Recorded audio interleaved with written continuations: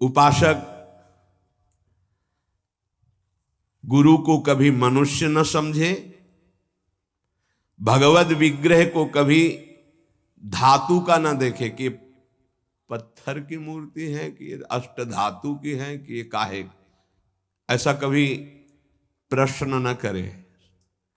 इष्ट देव का अवतार होता है अर्चा विग्रह रूप में, अर्चावतार।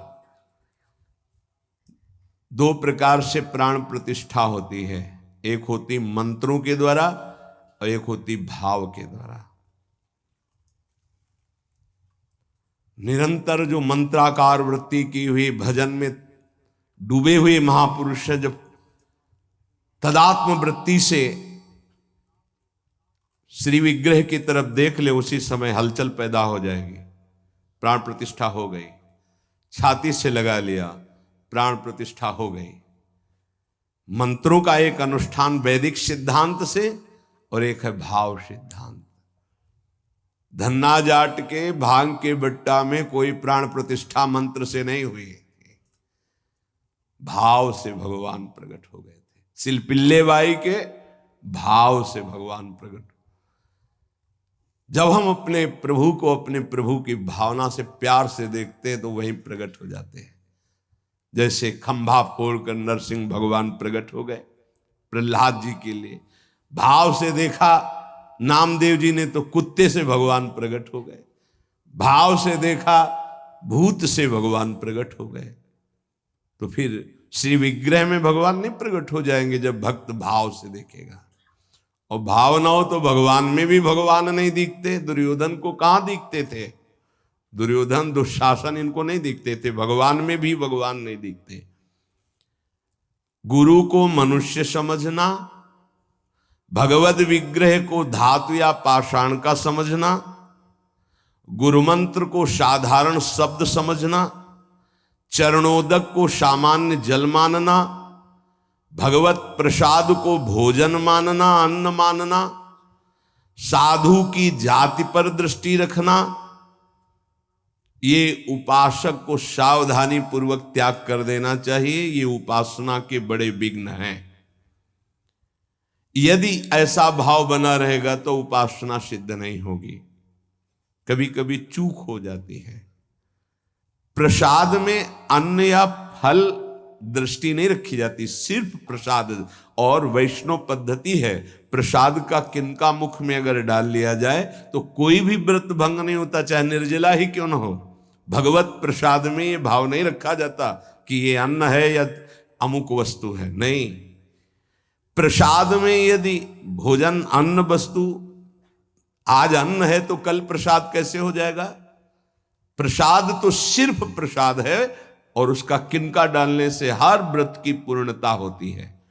चरणामृत, जैसे जो लोग नहीं जानते, वो जब बटता है तो बोले थोड़ा जल हमको भी दे दीजिए। जल नहीं है, चरणामृत है। चरणामृत को जल समझना। प्रभु के सामने जाकर के पूछना, ये मूर्ति काहे की है? पत्थर की है, संगमरमर की है, ये धातु की है? बड़ा अपराध कर रहे हो। ऐसा कभी प्रभु के श्री विग्रह के सामने नहीं। ये संत किस जाति के हैं? ऐसा कभी नहीं। गुरुदेव साक्षात परब्रह्म तस्मै श्री गुरुवे, ऐसा भाव कहाँ हो पाता है? परब्रह्म परमात्मा भाव गुरुदेव पर हो पाना है तो बड़ी मुश्किल की बात है। यहां तो साधु भाव ही हो जाए बहुत बड़ी बात है कि ये संत है। पूर्ण मनुष्य बुद्धि बनी रहती है। इसीलिए हमको अपने गुरुदेव में आराध्य देव नहीं दिखाते, नहीं तो गुरुदेव अपने स्वरूप को ही तो दिखाने के लिए विराजमान है। इसमें शिष्य के नेत्र की बात है। गुरुदेव तो कृपालु हुए हैं। जब हरिव्यास देवाचार्य जी अपने गुरुदेव के पास आए तो जब शिष्यत्व की बात की तो उन्होंने कहा, तुम्हें कुछ दिखाई दे रहा है? बोले नहीं। जाओ 12 वर्ष गिरिराज जी की परिक्रमा। फिर आए, राधे राधे। अब कुछ दिखाई दे रहा है? बोले नहीं। फिर जाओ 12 वर्ष, 24 वर्ष राधा राधा रटते हुए गिरिराज जी की परिक्रमा लगाई। जब आए बोले अब दिखाई दे रहे? बोले हाँ, आपकी गोद में प्रिया प्रीतम विराजमान है। ये अब दृष्टि आई। गुरु को मनुष्य मानना, प्रायः मनुष्य ही मानते हैं। हमें लगता है कि 1000 में कोई 1-2 ऐसे होंगे जो ये भाव हो कि गुरुदेव हमारे ब्रह्म हैं। छवि या मूर्ति विराजमान करके तो पूजा सब करेंगे, लेकिन मनुष्य बुद्धि या बहुत बहुत संत बुद्धि, उसमें भी प्रश्नवाचक चिन्ह। साक्षात पर ब्रह्म कहने को तो सामने जाके बोलेंगे गुरुर ब्रह्मा गुरुर विष्णु गुरुर्देव महेश्वरः गुरु साक्षात पर ब्रह्म तस्मै श्री गुरुवे नमः। विचार करो, इसमें से एक भी माना है तुमने? गुरु को ब्रह्मा माना है या हरि माना है या शिव माना है या साक्षात पर ब्रह्म माना है? बड़ा मुश्किल है। केवल कह देना अलग, बोले होना भी तो चाहिए साक्षात पर ब्रह्म। केवल बातों से कोई पर ब्रह्म थोड़ी हो जाता है। तो पाषाण में पर ब्रह्म था क्या? वो तो अव्यक्त था, तुम्हारे भाव से व्यक्त हुआ ना। तुमने पर ब्रह्म की भावना की तो मुस्कुराता हुआ ब्रह्म प्रकट हो गया। तो गुरुदेव तो चैतन्य ब्रह्म है। आपकी भावना यदि हो जाए कुत्ते से विट्ठल भगवान प्रकट किए, तो भावना ही तो की प्रभु प्रभु सूखी मत खाओ, थोड़ा घी रोटी मिला, नाथ आपके लिए ही तो है। तो ऐसे देव साक्षात विट्ठल भगवान गुरुदेव में प्रभु आपका सर्वस्व, आपका प्राण मन तन सब, मैं आपकी ही तो उपासना कर रहा हूं। मुझे और कोई भगवान नहीं चाहिए, बस आपका साक्षात्कार हो, आप प्रसन्न हो जाएं, आपकी अधीनता। ऐसा कहां? ऐसा होगा तो भाव बदल जाएगा। गुरुदेव के प्रति परब्रह्म भाव हो जाए तो साधक को कुछ करना नहीं पड़ेगा, अपने आप उसके अंदर समस्त दैवी संपदा प्रकाशित हो जाएगी। परब्रह्म भाव होना बहुत कठिन है। गुरुदेव के प्रति परब्रह्म भाव हो गया तो उस भाव की सिद्धि होगी, चराचर जगत में परब्रह्म भाव हो जाएगा। क्योंकि गुरुदेव अखंड मंडलाकारम व्याप्तम चराचरम, तो चराचर में परब्रह्म भाव होते ही वो जीवन मुक्त हो जाएगा। बहुत कठिन बात है। इसलिए उपासक इस भाव को सिद्ध करे। गुरुदेव साक्षात परब्रह्म, भगवद विग्रह साक्षात मेरे इष्ट देव, चरणोदक अहो भाग्य जो हमें चरणामृत पीने को मिल रहा है, कोई जल नहीं। और गुरुदेव का मंत्र, ये कोई शब्द नहीं है, साक्षात इष्ट देव मिल गए, मुझे मंत्र मिल गया तो। पर ऐसी बुद्धि कहाँ है? पड़ा है एक कोने में हृदय में मंत्र, उसका बार बार स्मरण नहीं, बार बार दुलार प्यार नहीं मंत्र का। आप देखो मंत्र को कितना प्यार करते हैं आप। मंत्र का प्यार है बार बार स्मरण करना, दुलार करना, तो उसी का जागरण होगा। तो वहीं प्रिया प्रीतम निकुंज सब उसी में छुपा है। ये जो मंत्र है ना, इसमें सब कुछ छुपा है। मंत्र की ही व्याख्या चतुरासी जी है, निज मंत्र की व्याख्या चतुरासी जी है। चतुरासी जी की व्याख्या 42 लीला और वृंदावन दास चाचा जितने भी पद गाए सब चतुरासी जी की व्याख्या है। और 84 जी निज मंत्र की व्याख्या है। ये अंदर की बात समझ। मंत्र मिला मतलब पूरे निकुंज की चाबी मिल गई। बीज मंत्र इसी को कहे, इसी से पूरा निकुंज रूपी वृक्ष प्रकाशित हो जाएगा। इष्ट देव में, गुरुदेव में जितना तुम्हारे भाव की कमी रहेगी उतना ही उपासना असफल रहेगी।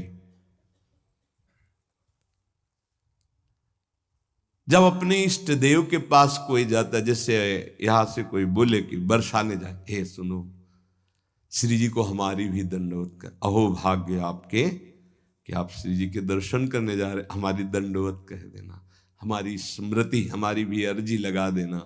कोई आपका है, ईर्ष्या तो नहीं होगी ना, द्वेष तो नहीं होगा, उसके प्रति जलन का भाव तो नहीं होगा कि तो श्री जी के दर्शन के लिए जा रहा है।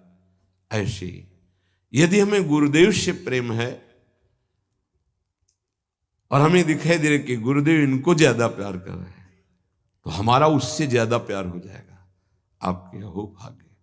कभी हमारी भी स्मृति दिला देना, गुरुदेव को ये प्रदान कर देना। गुरुदेव, उसके अंदर द्वेष तो नहीं आएगा, जलन तो नहीं आएगी। जब मनुष्य बुद्धि होगी तब जलन होने लगेगी, तब ईर्ष्या जागृत हो जाएगी। नापना चाहिए अपने हृदय में कि गुरुदेव के प्रति मनुष्य बुद्धि का लक्षण है, साधु बुद्धि का लक्षण है, या साक्षात पर ब्रह्म का लक्षण है। इतनी गोपीजन थी, क्या किसी को किसी के प्रति ईर्ष्या थी क्या? एक साथ बैठकर सब कात्यायनी की उपासना, एक साथ यमुना स्नान, एक साथ अनुष्ठान श्री कृष्ण को प्रीतम रूप में प्राप्त करने का। ऐसे सहस्त्रों उपासक, सही पूछो तो इतना भी अंतर नहीं, सबके प्रति प्रभु का समान प्यार है, गुरुदेव का, प्रभु का। पर जो जितना प्रभु मानेगा, जितना अपनापन करेगा, वो दूर रहकर भी अनुभव करेगा कि गुरुदेव का, इष्ट देव का हमारे प्रति सबसे अधिक प्यार है। यह सबको अनुभव होगा। यदि आप पवित्र हृदय से, भगवत भाव से, तो आपको यह अनुभव होगा कि देखो, देखें या ना देखें, बोले या ना बोले, मिले या ना मिले, मेरा हृदय कहता है कि गुरुदेव, इष्ट देव सबसे ज्यादा मुझे प्यार करते हैं। ये भगवत भाव में रहता है। इष्ट देव और गुरुदेव की परिपूर्णता के भाव में जितनी कमी रहेगी, उपासना उतनी कच्ची रहेगी। इष्ट देव गुरुदेव की परिपूर्णता में भाव, इष्ट देव में कभी एक देशीयता का भाव नहीं रहना चाहिए। मेरे इष्ट देव सर्वत्र विराजमान है, तभी सच्चिदानंद भाव पूर्ण होगा। मन उपासना किए बिना नहीं रह सकता, इसका स्वभाव है उपासना करना। यदि प्रभु की उपासना नहीं की तो भोगों की उपासना ये करेगा ही करेगा, तुम इसे रोक नहीं सकते हो। अगर ये भोगों की उपासना करेगा तो दुख, चिंता, भय, शोक, मृत्यु, इससे तुम बच नहीं सकते हो। और मन का स्वभाव उपासना करना, ये बिना उपासना किए नहीं रह सकता। यदि प्रभु की उपासना नहीं की तो विषय की उपासना करेगा, इसलिए बचाओ इसको विषय उपासना से और प्रभु की तरफ लगा दो। तो बोले, ये जानते हुए कि ये विषय उपासना पाप कराएगी, फिर भी हम इसे क्यों नहीं रोक पाते? तो श्री भगवान कह रहे हैं कि तुम्हारा ज्ञान तीन तरह से ढक गया। पहला, अग्नि में जैसे धुआं पर अग्नि है, अर्थात ज्ञान है, पर धुआं हट जाए तो सही ज्ञान दिखाई दे, ऐसे पहली स्थिति उपासक की विषय उपासना की तरफ, काम वासना की तरफ जब होती है, उस समय एकदम वो ज्ञान जागृत करने के लिए सत्संग आदि का सहयोग तो बच जाएगा। नहीं, दूसरी आती दर्पण में मल की तरह, अब उसमें बड़ा प्रयास करने पर। तीसरी आती है जेर में ढका हुआ गर्भ, अब उसमें समझ में ही नहीं आता कि क्या ठीक है क्या नहीं ठीक है, जो वासना आई वैसी क्रिया हो गई। आवृतम ज्ञान में तेनो ज्ञानिनो नित्य वैरिणा काम रूपेण कौन्तेय दुष्पूरेणानलेन च। हे कुंती नंदन, ये काम अग्नि है, ये कभी तृप्त होने वाला नहीं है। जैसे अग्नि में धीरे धीरे घी डालो तो भड़केगी, वो शांत नहीं होगी। ये ज्ञानियों का बहुत बड़ा दुश्मन है, तो अज्ञानियों का मित्र है। काम से ही तो सुख का अनुभव करते हैं। संसार में शास्त्रों की संख्या में केवल काम सुख के लिए ही सारा चिंतन है। देख लो, हमें पढ़ना लिखना है, खूब रुपया कमाना है, अपनी कामनाओं की पूर्ति करनी। काम का सीधा तात्पर्य केवल एक ही इंद्रिय से नहीं, सर्वेंद्रियों के भोग से है। अगर ये दुश्मन है तो किनका है? जो इस संसार रूपी महान दुखालय से मुक्त होना चाहते हैं। वैसे है तो दुश्मन उनका भी, क्योंकि दुख, शोक, चिंता, भय, पाप आचरण कराता है, पर वो मित्र मानते हैं, इसी से वो सुखी होना चाहते हैं। ज्ञानिनो नित्य बैरिणा, ज्ञानियों का यह दुश्मन है। तो कोई ऐसा न समझ ले कि ज्ञानियों को भी काम परास्त करता है क्या? तो यहां ज्ञानी शब्द शास्त्र ज्ञानी से, ब्रह्मबोध से नहीं है। ब्रह्मबोध संपन्न महापुरुष के हृदय में नहीं। स्वात्मा रामम विषय मृग तृष्णाम भ्रमयति भ्रम पैदा ही नहीं कर सकती माया। जहां आता है जो ज्ञानिन कर चिता परई बरियाई विमोह बस करई, वो शास्त्र ज्ञानी ब्रह्मबोध संपन्न महापुरुष नहीं, वहां गुंजाइश ही नहीं है।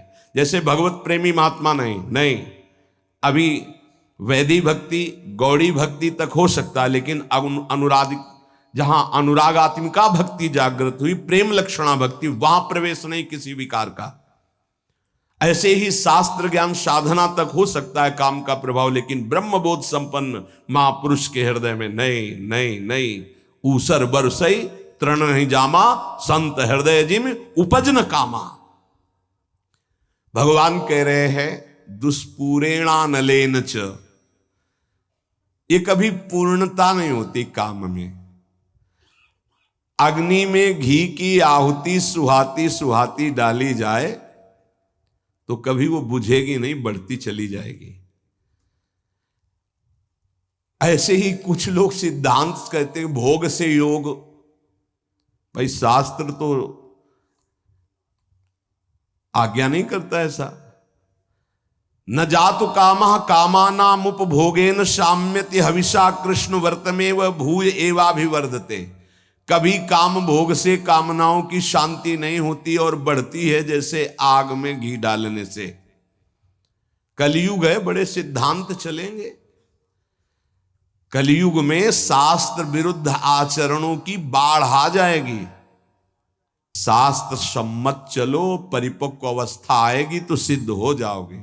सिद्धों का नाटक न करे, नहीं तो माया जब अपना नाटक खड़े करेगी तो आप टिक नहीं पाओगे। और जो सिद्ध हैं उनके आगे से लजाकर भाग जाती माया, अपना कोई प्रभाव नहीं दिखा पाती। नाटक मत करो, ईश्वर की माया बड़ी प्रबल है, डरते रहो। जब परिपक्व अवस्था आ जाएगी तो भ्रम ही खत्म हो जाएगा। आजकल नए नए सिद्धांत बनाए जाते, नई नई बातें प्रकट की जाती हैं। ये समझ में नहीं आता कि शास्त्र सम्मत आचरण करने वाला महापुरुष ही सिद्ध होता है, शास्त्र विरुद्ध आचरण करने वाला नहीं। जिस समय माया ये देखेगी कि तुम मायापति के भी ऊपर सिद्ध हो गए हो, फिर वो जब प्रश्नवाचक चिन्ह खड़ा करेगी तो फिर नहीं निकल पाओगे। यहां बड़े बड़े झुक के निकले हैं, कोई भी हो। इसलिए हर उपासक से प्रार्थना है कि दंभ नाटक पाखंड न किया जाए। धैर्य पूर्वक चलोगे तो सिद्ध हो जाओगे। तुम्हारा जन्म ही हुआ है सिद्ध होने के लिए। कभी भोगों से योग की प्राप्ति नहीं होती। जगत गुरु भगवान श्री कृष्ण से बढ़कर कोई ज्ञानी नहीं है। त्यागात शांतिरनंतरम भगवान के शब्द हैं, और ये भी भगवान के शब्द हैं। और लोगों का मन यही चाहता है कि कोई ऐसा मार्ग मिले जिससे मनमानी भोग भोगने को मिले और योग भी हो जाए। फिर क्या है, फिर तो भीड़ वही लगेगी जहां भोग से योग है। भोग त्याग से योग, उसमें तो कोई बिरला। कोई एक पाव भगत जी में मोरी। आज शास्त्र की मर्यादा को ही नहीं समझा जाता है। जो जितना मन, फिर अंत में बड़ी दुर्गति होती है। मनमानी आचरण करने वाले की अंत में बड़ी दुर्गति होती है। इसलिए सावधान, तस्मात् शास्त्रम प्रमाण। आज तक ऐसा कोई सिद्ध महापुरुष नहीं हुआ जो शास्त्र मर्यादा के विपरीत आचरण सिद्ध होके करता हो। साधन काल में शास्त्र मर्यादा से चलने वाला ही सिद्ध होता है, तो उसका स्वभाव शास्त्र मर्यादा बन जाता है। बड़े बड़े महापुरुषों के दर्शन हुए, कभी शास्त्र मर्यादा के विपरीत आचरण नहीं हुए। वृंदावन में भी, गंगा किनारे भी एक से एक महान सिद्ध पुरुष। शास्त्र मर्यादा के विपरीत आचरण कभी सिद्ध नहीं होता। शास्त्र आज्ञा कर रहा है, भगवान आज्ञा कर रहे हैं कि दुष्पूरेणा नलेन च, कभी भोगों से शांति नहीं प्राप्त हो सकती। कामना जितनी भोग भोगते जाओगे उतनी बढ़ती चली जाएगी, तृप्ति नहीं होगी। कामना अग्नि की तरह है, जितना भोग भोगते जाओगे उतने ऐसे घी डाल रहे हो, वो बढ़ती चली जा रही। भोग भोगोगे, भोगों के संग्रह करने की इच्छा बढ़ती चली जाएगी, भूख बढ़ती चली जाएगी, और इतना तुम समझ लो, तुम चैतन्य हो और भोग जड़ है, कभी तुम्हारी तृप्ति नहीं हो सकती, जड़ से कभी तृप्ति नहीं हो सकती। ये जड़ शरीर है और तुम चैतन्य हो, चैतन्य की जड़ से कभी तृप्ति नहीं हो सकती। इसलिए जैसे 100 रुपए की कामना हो, 100 मिल जाए तो 1000 की 1000 हो तो लाख की लाख की, करोड़ करोड़ की, अरब की, और ऐसे अरबों खरबों बन जाए तो भारत का नंबर 1 धनी, फिर विश्व में कितना बोले, अभी तो 10वां नंबर है, नहीं 1 नंबर में। ऐसी वासना बढ़ती चली जाती, कभी तृप्ति नहीं होती।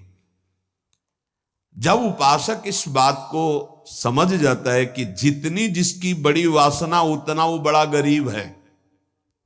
देखो शास्त्र में गरीब किसे कहते हैं? जिसकी जितनी बड़ी मांग है। एक आदमी 100 रुपया मिला, तृप्त हो गया, छोटा गरीब है ये। एक आदमी 1 करोड़ भी मिला, उसको तृप्ति नहीं, ये बड़ा दरिद्र है, ये बड़ा गरीब है। क्योंकि दरिद्रता भूख, उसकी बड़ी भूख हो गई है। धन की जितनी भूख बढ़ जाती है उतना ही वो दरिद्र माना जाता है। देखो ना, चाह गई चिंता मिटी, मनुआ बेपरवाह, जिनको कछु न चाहिए वो साहनपति शाह, वो शहनशाह के भी शहनशाह, वो दरिद्र नहीं गरीब नहीं। 7 गांठ कौपीन में इंद्र बापुरो कौन। देख लो, गरीब कौन? जिसके धन की बड़ी चाह बढ़ गई है।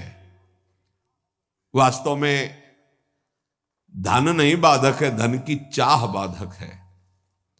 धन मिल जाए तो साधु सेवा, गौ सेवा, अस्पताल बनवा दे, गरीबों की औषधि के बहुत से बढ़िया मंगलमय कार्य। लेकिन धन की चाह बढ़ जाए तो निरपराध को दंड देना, असमर्थ असहाय को लूट लेना, हिंसा कर देना, न जाने कितने अपराध जागृत हो जाते हैं इस धन की चाह में। वो परमात्मा प्राप्ति की तो बात जाने दो, धर्म भी नहीं समझ पाता है। इसलिए दुष्पूरेणानलेन च, ये कभी पूर्ति नहीं होने वाली कामनाओं की आज तक किसी की नहीं हुई। काम रूपेण, नाशवान शरीर पदार्थ की भोग वासना, ये काम रूपेण है, ये बहुत बड़ा दुश्मन है, ये भगवत प्राप्ति नहीं होने देगी।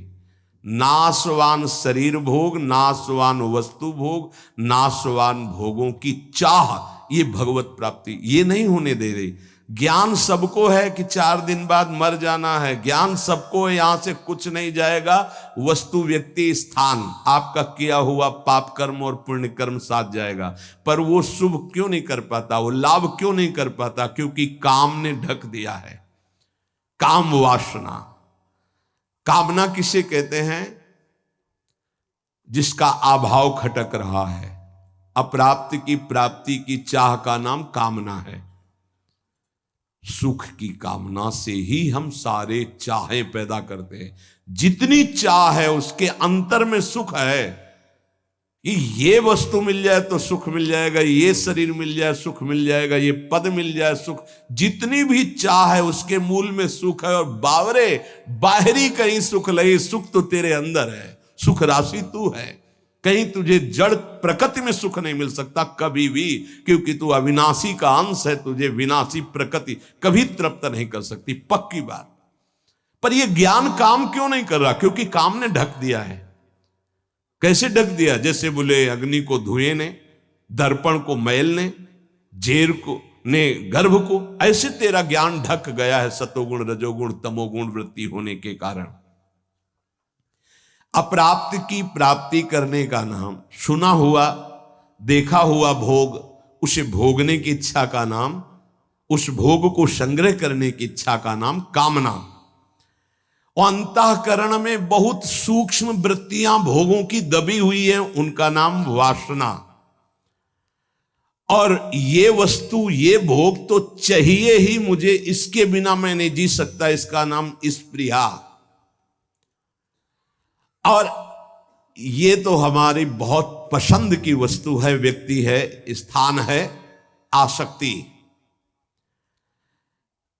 अब आशा लगाए हुए हैं कि ये भोग तो मिलेगा ही, जरूर मिलेगा, आज नहीं तो कल, इसे आशा कहते हैं। अब अधिक से अधिक भोग लूं, इसे लोभ कहते हैं। भोगे हुए भोगों को पुनः भोग लूं, इसे तृष्णा कहते हैं। अब चाहे मांगना ही क्यों न पड़े, ये प्रबल इच्छा बढ़ गई, याचना। इस तरह ये पूरा काम ही है जो कामना, वासना, स्पृहा, आसक्ति, याचना, लोभ, तृष्णा इनके रूप में प्रकाशित होता है। ज्ञानिनो नित्य वैरिणः, जो साधन मार्ग आपको मिला है और जो इस मार्ग में चल रहे हैं वो सब साधक ज्ञानी हैं, चाहे जिस मार्ग के हो। क्यों? क्योंकि वो अज्ञान का त्याग कर सत मार्ग में चल रहे हैं, तो विवेकी तो है ही, ज्ञानी तो है ही। उनका एक खास दुश्मन है। और बोले जितने संसारी लोग हैं उनको तो मार के गिरा दिया। दुश्मन तो तब होता है ना विपक्ष खड़ा हो, वहां कोई विपक्ष है नहीं, वो तो उसी में राजी है ना। साधक ज्ञानी, जो ज्ञान जागृत हुआ कि असत है और त्याग कर चला, अब वो गिराने की कोशिश। काम रूप बैरी, ज्ञानिनो नित्य बैरिणा। इसको दुश्मन कौन समझता है? काम को मित्र समझता है, दुश्मन कहां समझता है। अंदर कामनाएं उत्पन्न नहीं, कभी जले कि ये दुश्मन जागृत हो रहा, नहीं, आप उसको मित्र मान रहे। जो मन कामना से युक्त होता है उसे पूर्ति करने के लिए प्रयासरत हो जाते हैं। साधन ना करने वालों के लिए ये महान दुखदाई है, पर वो पहचानते नहीं हैं और साधक पहचानता है इसे। भगवान स्वयं कह रहे हैं कि जो विवेकशील मेरी साधना प्राप्ति में लगा है उसका ये नित्य बैरी है। प्रतिपल ये कष्ट देने वाला काम है, यही भगवत प्राप्ति नहीं होने देता। जहां काम तहां राम नहीं, जहां राम नहीं काम, ये एक साथ नहीं रह सकते। अभी काम है, कामना, इसीलिए अंदर भगवत साक्षात्कार नहीं हो पा रहा। ये कामना बहुत बड़ा शत्रु है साधक का। ये उत्पन्न होकर के ज्ञान को ढक देती है, और जहां काम आवे, कामना आवे, तो बस साधक को डर जाना चाहिए कि कोई न कोई आफत टूटेगी, अब खतरा होगा, कोई न कोई फसाव फंसेगा। विषय चुगा जिन चुगे मन, चुगत कछुक सुख होए, फिर फांसी ऐसी लगे तेसम दुख न कोई। आएगा कोई न कोई दुख आएगा, आपत्ति आएगी, विपत्ति आएगी। जो परमार्थ मार्ग के साधक हैं, महान पद पर आरूढ़ होना चाहते हैं, उन साधक को ये काम भ्रष्ट करने के लिए चुनौती देता है। ये चुनौती स्वीकार करके, जीत करके ही कोई परम पद पर आरूढ़ होता है। ध्यान रखना, ये कोई साधारण मार्ग नहीं है।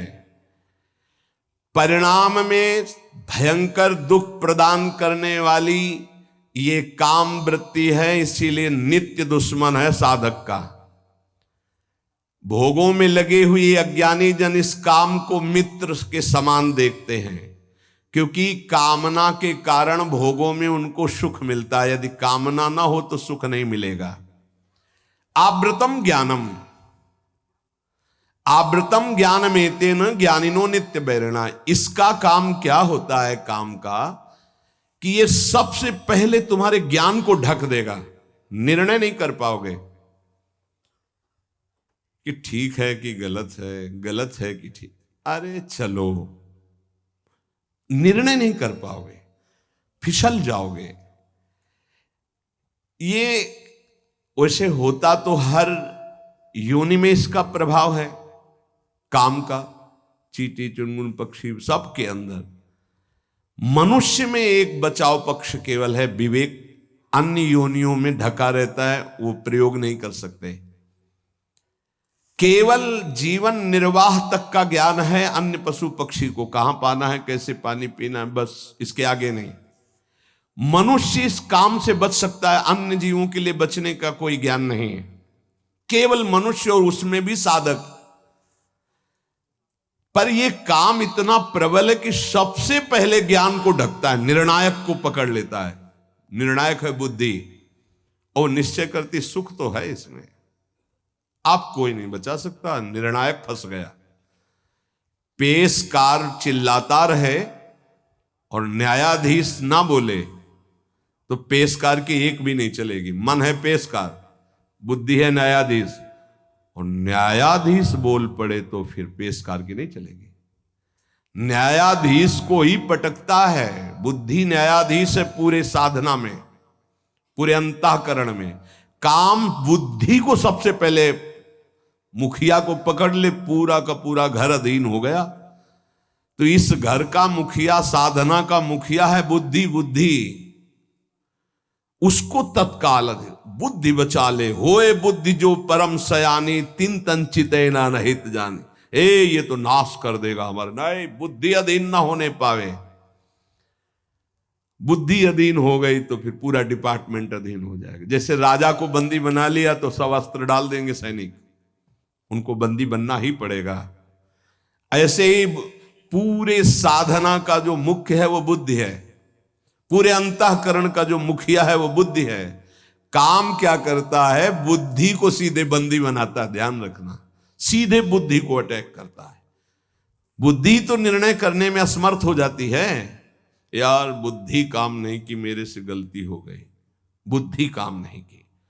और जब कोई डांटता है कि तुम्हारी बुद्धि भ्रष्ट हो गई, तुमने ऐसा क्यों बोला, ऐसा क्यों किया, ऐसा क्यों खाया, ऐसा क्यों, बुद्धि, वो बुद्धि को अपने अधीन। किस बुद्धि को? जिसमें यह निश्चय हो गया कि सुख तो है यार इसमें। अब वो बुद्धि बच नहीं सकती, क्योंकि उसमें काम का पर्दा ढक गया कि सुख है। भगवान कहते दुख योनि या दुखालयम, तुमने निश्चय कर लिया सुख है, भगवान के विरुद्ध।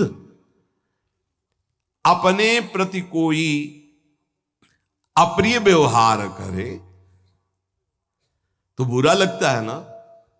तो इससे ज्यादा अप्रिय व्यवहार क्या होगा जो हमारे इष्ट और गुरु से हमको विमुख कर दे। वो बुरा नहीं लगा तुम्हें, काम तुम्हें प्रिय लगा, यही बुद्धि भ्रष्ट का लक्षण है। और देख लो, इष्ट और गुरु से न जाने कितने दूर कर देता है ये काम। अगर साधक इस वैरी को वैरी की तरह देखे, तभी क्या ज्ञानिनो नित्य वैरिणा, तुम्हारे परम सत्य इष्ट से दूर कर दिया स्मरण, और तुम्हें बुरा नहीं लगा, तुम उसको प्रिय भाव से देख रहे हो काम को, इसका मतलब तुम्हारी बुद्धि भ्रष्ट हो गई, पकड़ में आ गई काम के। इसीलिए निरंतर भजन करना। सेवक जी महाराज निष्काम धर्म के सिद्धांत के वर्णन करने वाले वो भी मांग रहे हैं, देव कृपा करी बुद्धि प्रकाश, हमारी बुद्धि सदैव प्रकाशित रहे, अंधकार से युक्त ना हो तभी ठीक है। अगर प्रकाश क्या है? नाम, नाम जप, उसी से शुद्ध ज्ञान बचा रहेगा। नहीं, ज्ञान होने पर भी ज्ञान को ढक देगा। नाम जप बहुत आवश्यक है, बहुत आवश्यक। नाम जप देख लेना, अगर आप पकड़ लिए नाम जप तो आप परिणाम देख लेना, लोक परलोक में सब जगह। तुमको ये तो याद नहीं रहेगा कि ये शब्द बार बार याद रहे कि देख लेना, कृतार्थ कर दिया, ये बात याद नहीं रहेगी, लेकिन कृतार्थ हो जाओगे। मान लो, केवल तुम मान लो। आंख मूंद के जब सब कर ही रहे हो तो एक और पकड़ लो ना, राधा राधा राधा राधा, सुख मिले दुख मिले, अब कुछ भी हो छूटने वाला नहीं राधा नाम। तो आप देख लेना परिणाम में। कामना के त्याग में सुख है, ये बुद्धि ज्ञान नहीं दे पा रही है। ज्ञान तो है कि गलत है, पर अंदर है कि इसमें सुख है, तो गलत होने पर भी हमसे हो जाता है। ये ज्ञान सच्चा नहीं है कि इसमें सुख नहीं है। और जिसके हृदय में ये आ गया है कि संसार में भोगों में सुख नहीं है, सातरत सा लोकांतार्यति, बस इतना ही झंझट है। जो फसाव है, जो बंधन है, वो केवल इतना ही है कि शास्त्र और सदगुरुदेव कह रहे हैं संसार में भोगों में सुख नहीं है, वो हमारी बुद्धि कह रही है।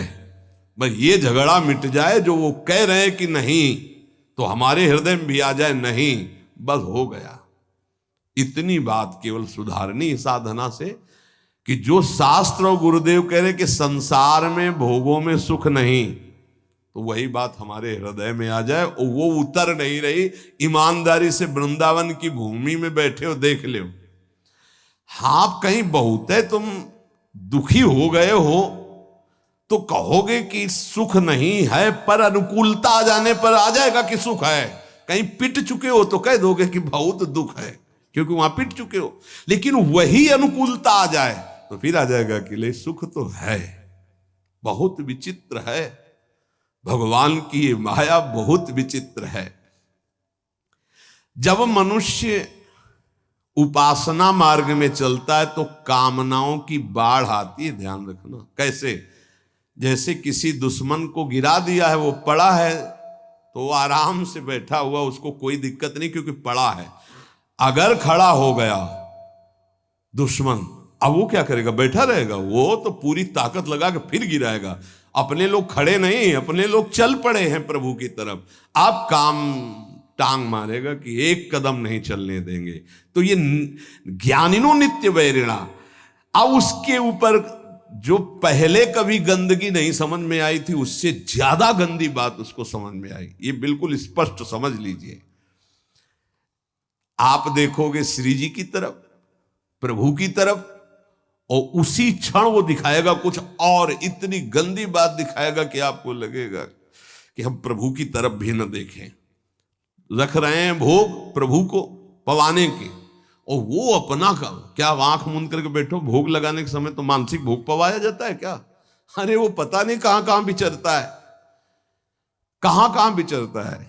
भक्तमाल में एक चरित्र में आता है कि एक संत भगवान गए, राजा से कहा मिलना है, तो सेवा में थे ठाकुर जी की। तो उन्होंने कहा कह दो कि ठाकुर जी की सेवा में। वो त्रिकालज्ञ महापुरुष थे, बोले सेवा में? और उस समय सोच रहे थे कि वो जूती को साफ करवा के चिकना के उसको ऐसे कर। बोले वो तो जूती साफ करवा रहा है कि सेवा कर रहा है?